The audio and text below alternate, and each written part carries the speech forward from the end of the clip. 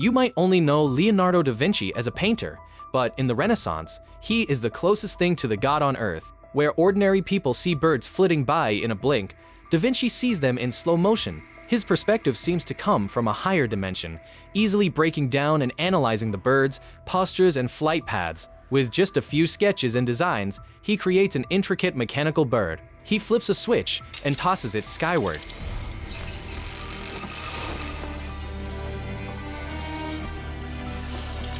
Everyone is stunned, unable to tell if it's a real bird or a mechanical model. As the crowd erupts in cheers and applause, Officer Giuliano immediately offers to buy the mechanical bird, but Da Vinci jacks up the price from the contracted 12 gold coins to 30. The craftsmanship is so exquisite that Giuliano has no choice but to grudgingly agree. The Medici family, which Giuliano belongs to, is about to host a carnival and needs such dazzling novelties to impress. Giuliano's brother, Lorenzo Medici, is Florence's ruler. He's just learned that his political ally, the Duke of Milan, has been assassinated, likely by the Vatican. Pope Sixtus IV is a debauched man, changing male companions nightly. He's long had his eye on the Republic of Florence. To counter the looming invasion, Lorenzo plans to throw an unprecedentedly grand carnival to show strength externally and unite people internally. That's why he's commissioned Da Vinci's mechanical birds. Da Vinci isn't just a genius, he's also a romantic. One glimpse is all it takes for him to fall for Lorenzo's beautiful mistress, Donati. This changes his fate completely. I'm wounded, Nico. I need wine. While drinking at a tavern with his apprentice, Nico and friend Zorro, Da Vinci notices a surge of mercenaries entering Florence. He senses war in the air. Da Vinci immediately hatches a plan to get close to Donati and make a fortune. Hearing that Donati is looking for a portrait artist, Da Vinci stakes out the flower shop she frequents. He sends Nico to give her his sketch, and his masterful technique instantly wins her over. Da Vinci's passionate yet clear eyes also stir her heart. But when Donati invites Da Vinci to talk, he plays hard to get, claiming to be busy. Soon, Lorenzo summons Da Vinci and hires him as his personal artist, clearly at Donati's request. Da Vinci seizes the opportunity to present Lorenzo with designs for heavy artillery. These weapons would be meat grinders on the battlefield of this era. Lorenzo is stunned by his clever and bold concepts. Sensing the right moment, Da Vinci reveals his true purpose. I wish to be employed as a military engineer. As he's guessed, Lorenzo is worried about Florence's weak military. So Da Vinci smoothly becomes Lorenzo's military engineer and receives 50 gold coins as startup funds. As night falls, the carnival officially kicks off with everyone dressed to the nines. The Medici family, as both an ancient Italian noble house and Florence's rulers, hosts this grand event. As Lorenzo lights the altar with the torch, everyone cranes their necks, anticipating the main event.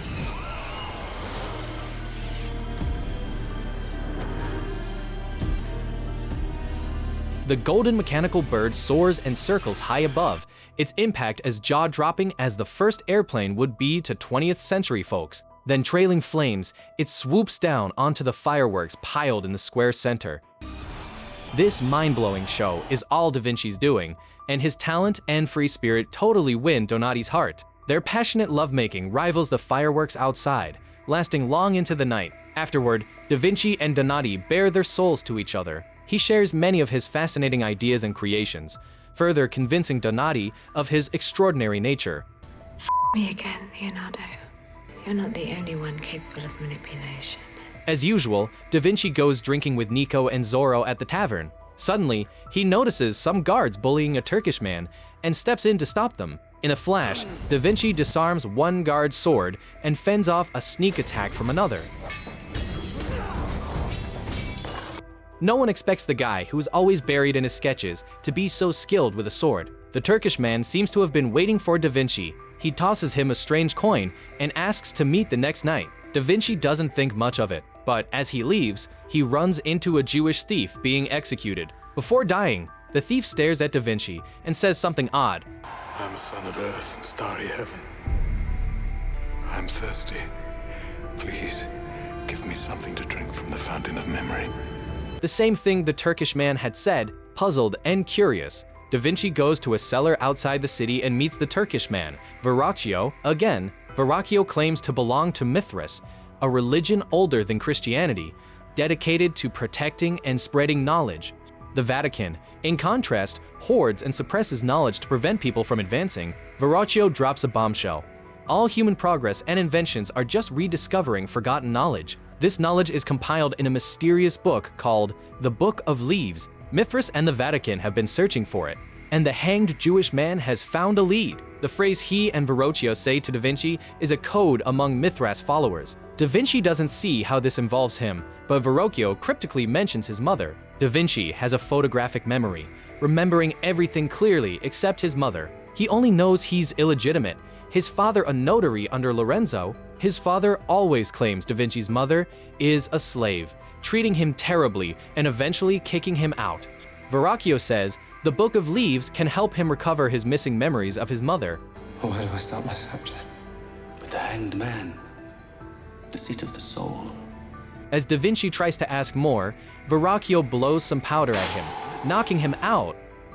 Zorro and Nico wake Da Vinci in the morning. Verrocchio and the statue are gone. Last night feels like a dream. Eager to uncover his past, Da Vinci decides to follow Verrocchio's clues to find the Book of Leaves. Meanwhile, the Vatican learns about the Book of Leaves from a spy in Florence. She also mentions the rising star Da Vinci to the Pope, noting his unique and revolutionary ideas and his work designing weapons for the Medici family against the Vatican's invasion. This spy is clearly Lorenzo's mistress, Donati, who has slept with Da Vinci. The Pope doesn't think an artist can cause much trouble, but tells Donati to use Da Vinci as a pawn. And if he can't? Then Da Vinci will be consumed in the fiery sorrows of hell, along with the rest of God's enemies. The Pope's main concern is the Book of Leaves, so he sends his nephew Riario to Florence to seize it. Riario is a brutal character who kills the Pope's male companion just for hearing their conversation. He becomes Da Vinci's most formidable opponent. Da Vinci sends Zorro and Nico to snatch the Jewish man's body from the cemetery. Oddly, the corpse's thumbnail is missing. Recalling Verrocchio's words, Da Vinci figures the soul's dwelling means the stomach. Sure enough, he cuts open the stomach and finds a strange key, confirming Verrocchio's hint. One man's death opens a doorway to the birth of the next. While painting Donati's portrait, Da Vinci pumps her for info and learns the Jewish man had hidden in a bookstore before his arrest. Their flirting is cut short when Lorenzo returns, forcing Da Vinci to hide. Hearing Donati and Lorenzo's explicit sweet talk makes him jealous. But Da Vinci has bigger fish to fry. It's time to deliver his upgraded cannon to Lorenzo. Dummies scattered in the woods are there to test its power. Da Vinci's design boasts 30 barrels and can fire continuously, a game changer against Roman cavalry, but only if it has to work.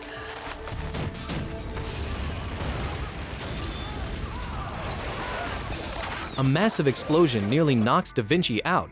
He's beefed up the firepower but overlooked the risk of the barrel bursting. Lorenzo's advisor suggests executing Da Vinci as a fraud, but Lorenzo notices the cannon's impressive destructive power. He gives Da Vinci another week to iron out the kinks. Meanwhile, Riario has snuck into Florence with a papal guard squad. Donati tips him off about Da Vinci, investigating the hanged Jewish man. To dig up more dirt, Riario orders Donati to get counsel with both Da Vinci and Lorenzo.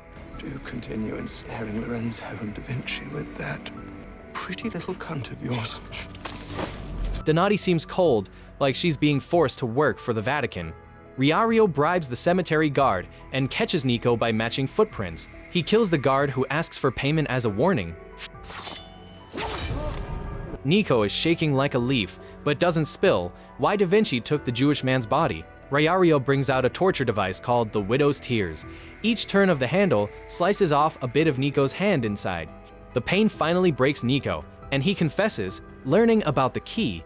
An excited Riario drags Nico to Da Vinci's workshop. Nico stops the guards from ransacking the place and triggers a hidden door in the wall. He claims the key is in a weirdly shaped lockbox. As the guards hack at it, Riario smells a rat. The box explodes, leaving Riario covered in soot and ready to strangle Nico. Da Vinci's timely return forces Riario to flee, leaving two bodies. After hearing Nico's ordeal, Da Vinci realizes the Vatican is also after the Book of Leaves. The explosion alerts the city guards, and Lorenzo shows up to investigate. To cover up his illegal autopsy, Da Vinci lies that the papal guards were trying to steal weapon designs. Lorenzo is furious and threatens Da Vinci, finish the weapons on time or face the gallows. But Da Vinci plays it cool. He has an ace up his sleeve, a plan to deal with Riario and win Lorenzo's trust in one fell swoop.